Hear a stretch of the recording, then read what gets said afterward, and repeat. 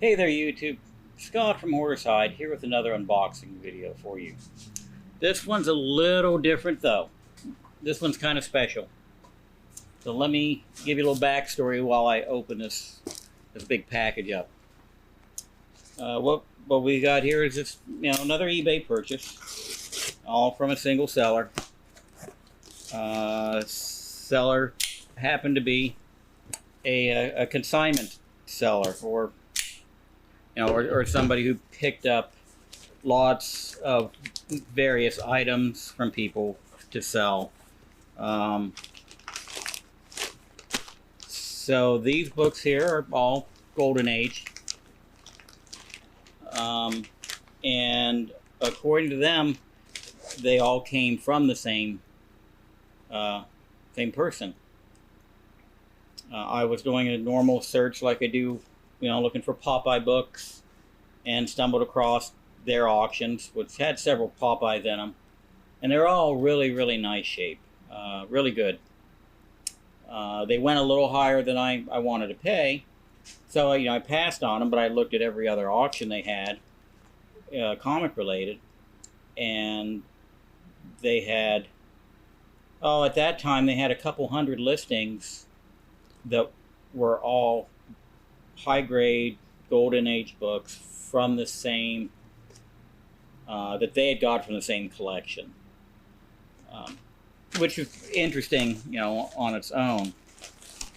As I went through more of their auctions, I noticed that a lot of the books, a high percentage of them, all had a person's name written on them.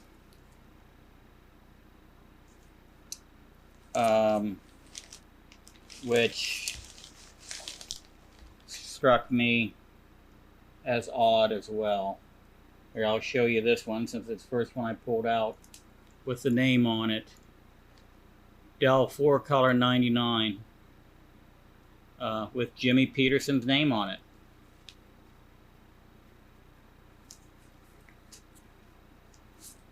Pretty high grade for a book from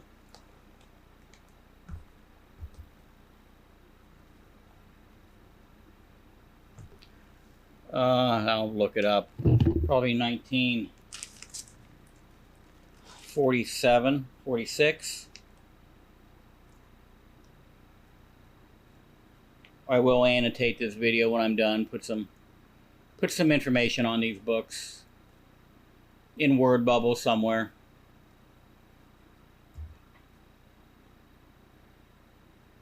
But this was Jimmy Peterson's copy of Smitty, Dell 4-Color 99. Let's save that one for last. Here's another copy of Smitty. No name on that one, but... And another copy of Smitty with Jimmy Peterson on it.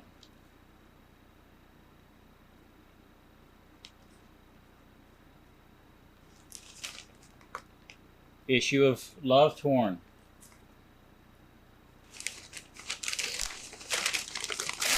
So anyways, as I'm looking at all the books that they have up for sale, and bidding on a lot of them, just because they're, at this point, just because they're golden books, and in really good shape, and going pretty cheap. After a while, I realized that, there's a lot of books, because every night it seems like there's more of them getting listed. So I finally contact the seller to see if I can find out any information on it. And basically all they would tell me, whether it was all they knew or all they wanted to divulge, is all the books came from a single individual. They wouldn't tell me if that person's name was Jimmy, if it was Jimmy's relative or what, but it was all from a single individual who was 90 years old. here is Jimmy's copy of Porky Pig. I'm sure that's probably Dell 4-color 226. Be my guess. Another copy of Smitty. But Jimmy Peterson really liked his funny books. That's another thing they told me, is there was no superhero titles, no very few westerns, and no science fiction. Just all funny books.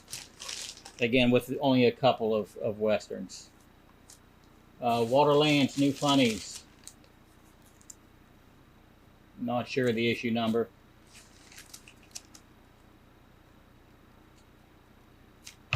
Another copy, New Funnies. So, anyways, I keep bidding on all this on all these books. Literally, I bid on almost all of them. I think. I won about 15. I was probably second place on. I had to be second place on 100, I bet, and then just outbid on another 50 maybe. Henry Aldridge, number 4. Now there were a couple books in this collection that were that just didn't look like the rest. I mean, like here's Terry Toons, number 43. Spine roll on this one. It's, you know, seen better days for sure. But almost every book, so here's the auction number on this one. This was 665. I didn't notice what the highest number was, but every auction they started off with the letter Y and then had a number. So they had at least 665 books from this collection. So here's Punch and Judy.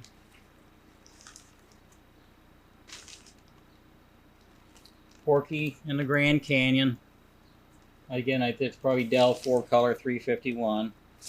And I'll save that one. So there was only a couple books, you know, initially there was only a couple books that I really, really wanted. You know, said I gotta have that one.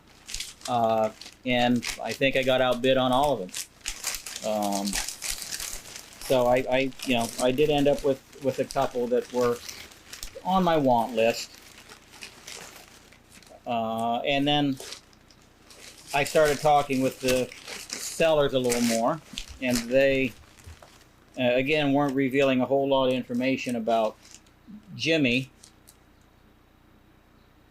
New Funnies, again, another one with Jimmy's name on it. New Funnies 98. This one just has JP on it. But I made a deal with them, or made an offer to them to buy anyone that didn't sell. I told them it was a starting bid of $10 on every book. I just offered them $5 on every book that didn't sell, and they accepted. So that's how I ended up with a few extras. Again, another Walter Lantz, New Funnies. This obviously wasn't a popular book. Not many people bidding on them. For me to end up with quite a few of these.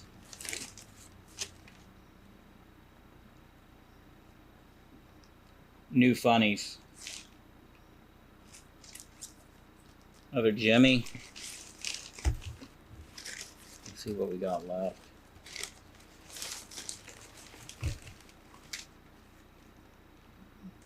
But Jimmy had some killer books, and they're all in killer shape. I mentioned to the seller about, asked why they didn't, get them graded. In my opinion, there was enough. They probably could add a pedigree. There was at least 6, close to 700, maybe more. I don't know what my highest number was. Definitely a single owner. Definitely all high grade for the age.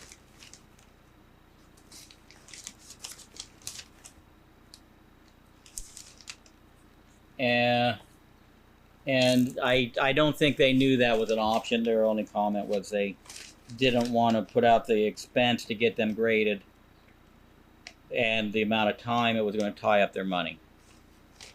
So I'd really like to know more about the owner. Again, Jimmy, over half, maybe 3/4 of the books I got all have Jimmy's name on it. So here's one that I was really actually surprised. The Our Gang comic. Most of these went pretty high. This is one that for some reason I ended up getting pretty cheap. You know, and it's one that's got the whole gang on it. Well, yeah, I think that would be Buckwheat and Spanky and Alfalfa, and then Darla taking their clothes on the fishing pole.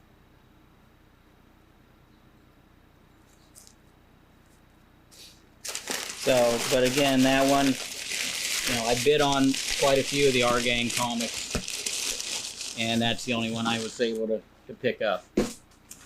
But out of all these books, this is the one I paid the most money for.